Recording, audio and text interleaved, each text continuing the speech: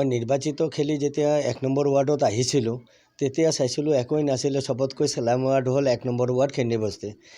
তো টাউনত না গাঁৱত একোই গম নাপায় সেইটো টাইমত অমৃতা চেত্ৰীয়ে মোক দুখ কৰি একদিন কৈছিলে যে মই কি ঘৰ নাপাম নেকি বহুতবাৰ দিছোঁ বহুতবাৰ কেঞ্চেল হৈছে আমি যে ইয়াতে 100% ঘৰ পাব লাগে সবেই দুখীয়া মানুহ তইও পাবি চিন্তা নাই পাবি তে তেখেতে ঘৰটো পোৱাই দিলোঁ মই লিষ্টিং কৰি তেখেতক ক'লোঁ যে ঘৰ পাইছোঁ ঘৰটো এনেকৈ সজাইছে মই গৃহ সঞ্চাৰ প্ৰগ্ৰামতো তেখেতক বিধায়কক লৈ মই ইয়াতে গৃহ সঞ্চাৰ প্ৰগ্ৰামো কৰিছিলোঁ 2024 তেখেতৰ যেটো উদ্যমতা যেটা ঘৰটো বনাই দিয়াৰ পিছত যেতিয়া দিল্লীৰ ৰাষ্ট্ৰপতি ডাঙৰীয়ানীৰ চকু যেতিয়া আমাৰ পিছপৰা অঞ্চলত পৰিলে মই সঁচাকৈ গৌৰৱান্বিত আৰু উৎফুল্লিত হৈছোঁ আজি আমাৰ কাৰণে এটা বহুত গৌৰৱৰ বিষয় যে আমাৰ ৰঙাপাৰাৰ নিবাসী শ্ৰীমতী অমৃতা চেত্ৰী ডাঙৰীয়ানী যেটো ৰাষ্ট্ৰপতিৰ পৰা এথম ৰিসেপশ্যন প্ৰগ্ৰামত যেটো আমন্ত্ৰণী পত্ৰ পাইছে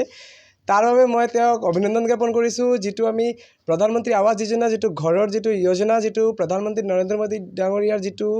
মানে এটা সপোনৰ যেটো এটা ঘৰ নিৰ্মিত এটা প্ৰক্ৰিয়াৰ যেটো তেওঁৰ স্কিম যেটো আৰু আমাৰ যশস্বী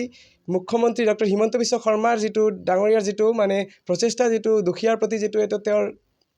এটা আদৰণীয় পদক্ষেপ তাৰ বাবে তেওঁলোকক ধন্যবাদ জ্ঞাপন কৰিছোঁ লগতে আমাৰ ৰঙাপাৰাৰ ৱাৰ্ড কমিশনাৰ 1 নম্বৰ ৱাৰ্ডৰ যেটো স্বপনধৰ ডাঙৰীয়াকো বহুত বহুত অভিনন্দন জ্ঞাপন কৰিছোঁ যেহেতু ৰঙাপাৰাৰ 10টা ৱাৰ্ডৰ ভিতৰত এই 1 নম্বৰ ৱাৰ্ডটো হ'ল একদম স্লাম ৱাৰ্ড সবতকৈ পিছপৰা ৱাৰ্ড আৰু তেখেতে যেতিয়াৰ পৰা ৱাৰ্ড কমিশনাৰ হৈ নিৰ্বাচিত হৈছে তেতিয়াৰ পৰা এই ৱাৰ্ডটো দেখিবলৈ আমি পাইছোঁ কি বহুত এটা উন্নয়নৰ মুখে এটা আগবাঢ়িছে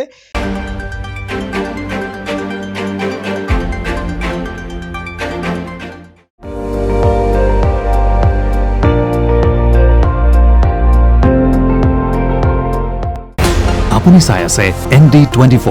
সৰ্বশ্ৰেষ্ঠ নহয় সৰ্বোত্তমৰ দৌৰ